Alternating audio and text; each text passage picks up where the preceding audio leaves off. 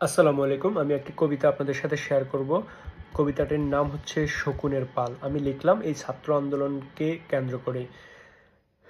পা চাটুকার দালালের কাছে জিম্মি আজ বাংলাদেশ। বিদ্রোহী র‍্যাব, পুলিশ, বিডিআর, কথায় কথায় গুলি চলে। হাসিনা কি খালেদার কি আসে যায়?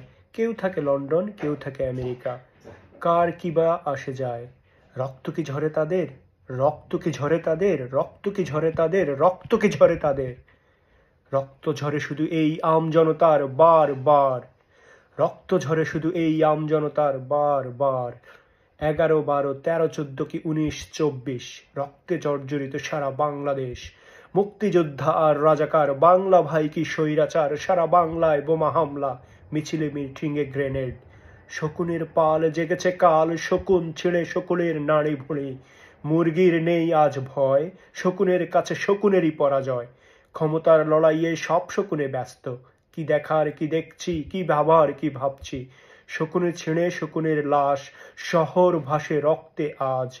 কবে হবে সর্বনাশ, কবে হবে সর্বনাশ। শকুন রাজা খাবে বাস, জনগণের হাতে ফাঁস।